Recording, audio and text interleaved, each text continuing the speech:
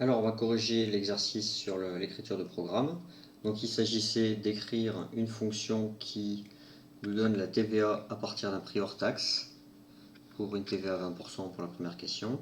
Et deuxième question, écrire une fonction TVA au choix qui renvoie le prix TTC avec deux paramètres en entrée, un montant hors taxe et un chiffre qui correspond à certains taux de TVA. 1 pour 20%, 2 pour 10%, 3 pour 5,5 et 4 pour 2,1%, qui sont les 4 taux de TVA possibles en France. Vous ne savez peut-être pas tout ça, mais il y a des taux qui sont moins courants. 2,1 c'est pour la presse et certains produits spéciaux, les médicaments remboursés notamment, je crois. Et troisième question, qu'est-ce qui manque? Parce qu'il manque quelque chose éventuellement dans un programme comme ça. Alors, avant d'aller plus loin, on va d'abord revenir un peu sur ce que c'est qu'une fonction, comment ça fonctionne. Alors, on va prendre un exemple de mathématiques. On va faire de la place pour y voir clair. Hop là, alors. Donc, si on utilise Python comme on utiliserait une fonction mathématique, on peut tout simplement écrire qu'on définit une fonction. Donc, on va écrire def. Une fonction, on peut l'appeler f. D'accord? On va dire que la variable de cette fonction, ce qu'on appelle ici donc les variables. Donc c'est les inconnus en maths. Les inconnus en maths sont les variables en programmation. On va dire que c'est x. Donc il faut mettre 2 points pour commencer la définition de la fonction. Et on revient à la ligne. Et donc là il faut mettre ce qu'on appelle une indentation, c'est-à-dire un espace ou deux. Un espace suffit. Et donc là on va écrire ce qu'on veut avoir. Donc si on veut faire des choses complexes, on peut le faire avec des conditions, etc. Si je veux par exemple juste la fonction carré, eh ben, je peux demander au programme de me retourner le carré. Alors le carré, l'opérateur carré, c'est 2 fois multiplié en Python, et voilà, c'est exposant 2. Voilà, donc là je lui demande de me retourner le carré de x. D'accord? J'ai fini la fonction, donc je rappuie sur Entrée. Donc ensuite je vais tester ma fonction. F de 1, ça doit faire 1. 1 au carré, ça fait 1. Ça fait bien 1. F de 2, ça fait 4. Ça marche.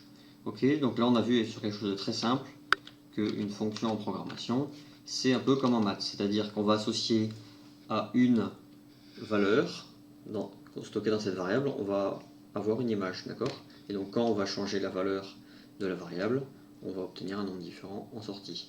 D'accord? Donc en entrée, on rentre une variable, ce qui correspondrait à une abscisse pour une représentation graphique, et on va obtenir un résultat de la fonction, de l'image, qui correspondrait à une ordonnée sur une représentation graphique.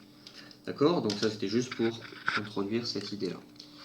Alors, on y va sur le programme. Donc ici, alors je commence par la réponse que m'a faite Quentin. Donc, il m'a proposé ceci. Donc c'est quelques lignes de programme. Alors, ce qu'on va faire, moi j'ai rajouté une ligne ici pour tester le programme, parce que là en fait ça définit simplement la fonction. Et là j'ai écrit une ligne de test qui teste la valeur du programme pour un montant hors taxe de 10 euros. D'accord? Donc on doit trouver 12, hein, avec une TVA à 20%.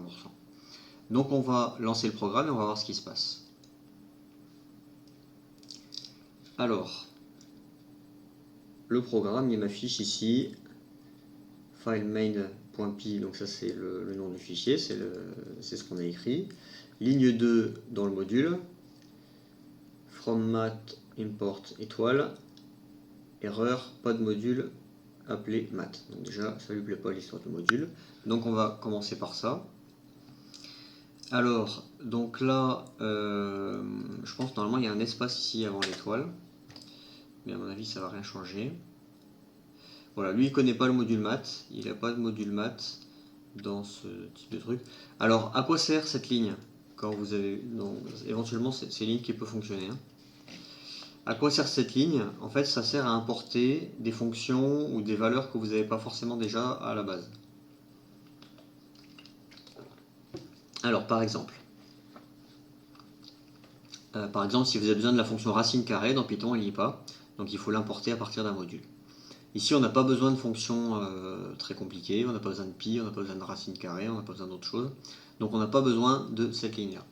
D'accord? Donc ça, on peut l'enlever déjà. Bon, on recommence. Je lance mon programme. Et il m'affiche bien 12.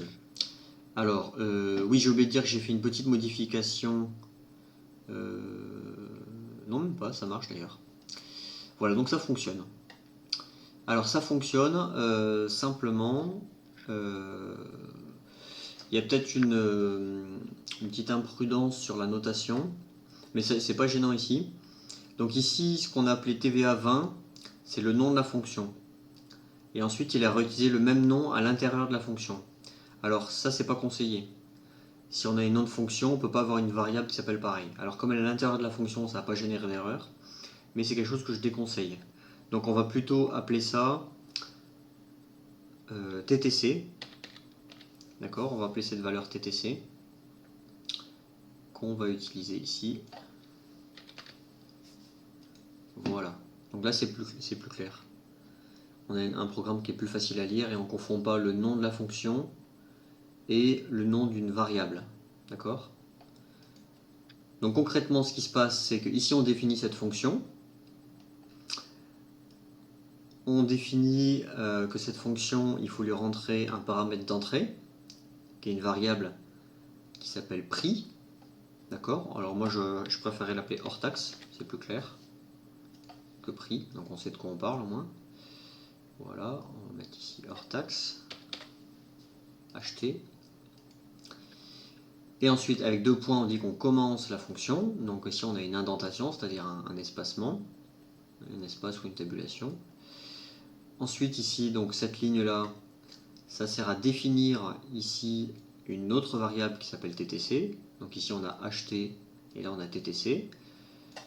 Et on dit que cette variable qui s'appelle TTC, dedans, on va stocker la valeur acheté qu'on a déjà, qui est rentrée quand on utilise la fonction, multipliée par 1,2. C'est-à-dire, on va faire le calcul directement, hors taxe multiplié par 1,2, c'est-à-dire on ajoute 20%, et ça va nous donner le TTC. Donc là, on a fait notre calcul, on n'a plus qu'à afficher, en sortie de la fonction, la valeur du montant TTC. D'accord? Et donc ici, avec ma ligne de test, je demande print, je demande d'afficher, la fonction TVA 20 pour la valeur de 10. Donc là, ma variable acheté va prendre la valeur 10, et donc le programme va calculer TTC est égal à 10 fois 1,2, et il va me retourner la valeur. Et donc il m'a bien retourné, est-ce qu'elle est, je ne vois pas sur la 12. Il va bien retourner 12. Donc voilà, donc ça fonctionne, donc effectivement, donc peut-être des petites imprécisions, mais en tout cas, Quentin, tu avais bien compris le principe. Alors, il n'avait pas su faire la suite, donc moi je vais vous donner la réponse et on va la commenter. Alors, si j'arrive à faire ce que je veux, voilà. Donc ici, j'ai tout copié, je vais copier tout ça. Je vous l'enverrai après par mail. Alors, hop là, et on va coller ça ici. Voilà, donc j'ai écrit pas mal de commentaires, ce qui permet d'expliquer. Donc pour écrire une ligne de commentaire en Python, on commence une ligne par dièse, et c'est une ligne qui ne sera pas prise en compte pour la rédaction du programme. Donc ici, j'ai fait de la même façon. Alors il y a une façon encore plus rapide de faire ça en fait. On peut aussi directement, ici cette valeur, on peut la mettre ici. Hop là, ça je voulais faire. Copier, coller, et on peut en fait afficher directement. Donc là je supprime cette ligne là, et je peux afficher directement le calcul ici dans ce que je retourne. Bon voilà, ça donne la même chose, c'est un peu plus compact. C'est pas forcément... disons que c'est moins facile à lire par contre. Le programme sera moins facile à lire. Mais bon, vu que c'est une fonction qui fait que 2 lignes, on peut comprendre assez facilement quand même ce qu'on fait ici. Voilà, c'est juste pour montrer un peu une petite astuce. C'est pas obligatoire, mais il faut savoir qu'on peut aussi faire ça.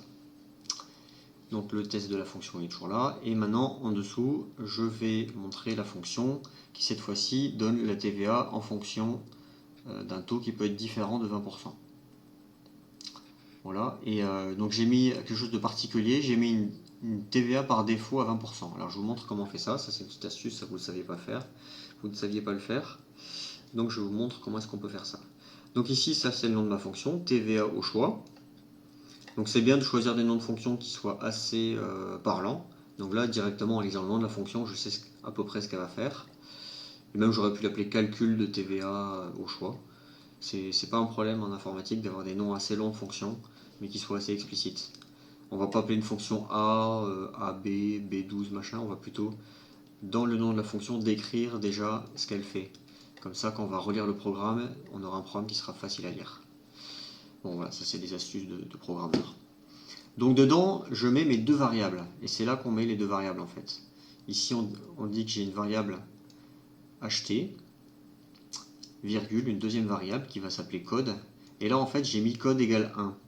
C'est-à-dire qu'en fait que j'ai défini ici une valeur par défaut. C'est-à-dire que si jamais j'utilise ma fonction TVA au choix et que je rentre seulement un montant hors taxe, je ne rentre pas de code, eh bien la fonction va considérer que si j'ai pas rentré de code, alors le code vaut déjà 1.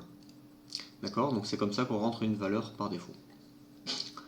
Alors maintenant ici, donc là l'idée dans cette nouvelle fonction, c'était d'utiliser les structures de test, les structures de conditions. Donc ici, alors vous n'aviez pas tous les éléments d'ailleurs pour le faire correctement, bon c'est pas grave. En tout cas, il fallait comprendre qu'il fallait utiliser la condition if, qui veut dire si, et donc on va tester des choses. Donc, première ligne, if code égale 1. Donc en fait, si le code est égal à 1, eh bien, le taux de TVA, ce sera 20%. Donc j'aurai un coefficient 1,2 pour multiplier avec mon montant hors taxe. D'accord? Alors ici, on va regarder en détail. Ici, j'ai un opérateur égal. C'est pas la même chose que égal ici. Égal, c'est un opérateur de comparaison. C'est-à-dire, là, en fait, je regarde si code est égal à 1. Je fais un test, d'accord?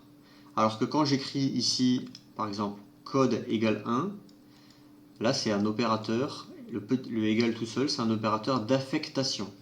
Ça veut dire que j'affecte la valeur 1 à la variable qui s'appelle code. Ou autrement dit, je stocke la valeur 1 dans la variable code. D'accord? Donc c'est pas la même chose. Hein.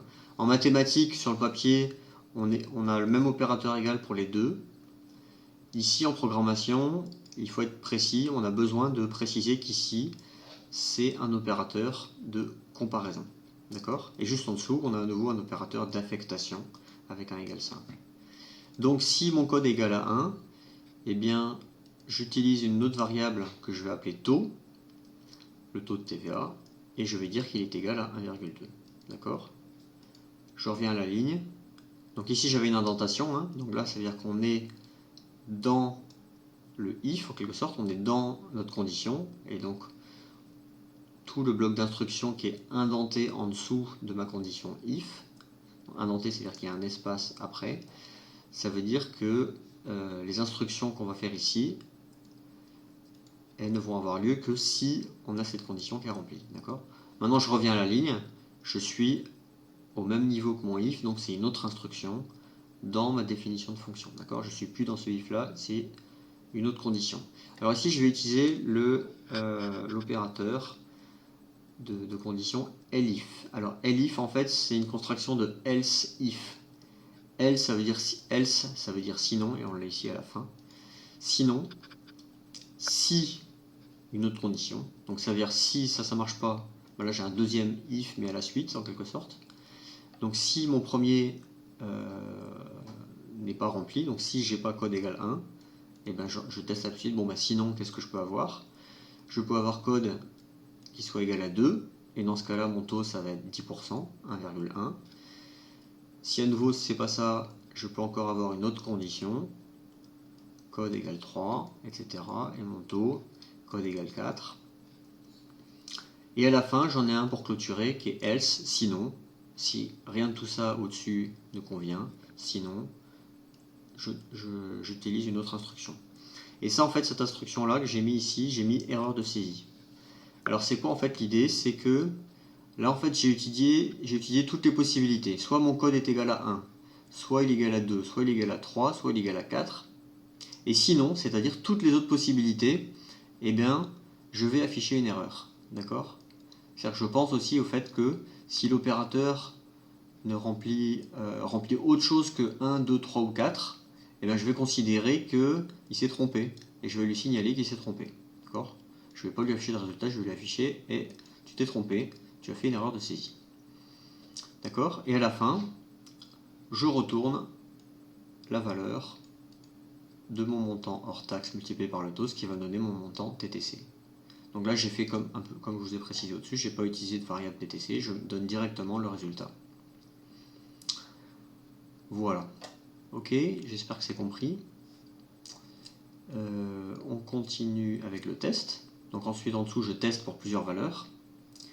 Donc ici je teste avec le taux numéro 4, donc 2,1%, je dois avoir 10,21. Ensuite ici je teste la valeur par défaut. Donc ici j'ai mis 10, j'ai pas mis virgule quoi que ce soit. Donc par défaut mon code doit être égal à 1, donc ça doit me renvoyer 12. Et ensuite je teste, là j'ai mis 0 €, bon ça change pas grand chose, mais j'ai mis un code égal à 5. Alors qu'il n'y a pas de code égal à 5, donc ça doit me renvoyer une erreur. Alors allons-y, je lance mon programme et on va voir ce qui se passe. Alors, il m'a bien renvoyé, donc 12 là ça correspond au premier programme. Hein. Donc là ensuite c'est mon premier test avec le nouveau programme, alors vous voyez peut-être pas.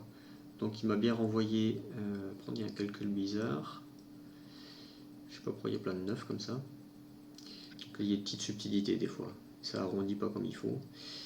Mais en tout cas ça donne la bonne valeur, hein, 10,21 normalement, à l'arrondi près. Ensuite il me donne bien 12 et il m'affiche bien l'erreur de saisie. Donc voilà pour ces premiers exercices, j'espère que vous aurez compris. N'hésitez pas à me dire s'il y a des choses qui ne sont pas claires. Et j'en dis pas plus pour l'instant, ça fait déjà une vidéo assez longue. Voilà pour aujourd'hui.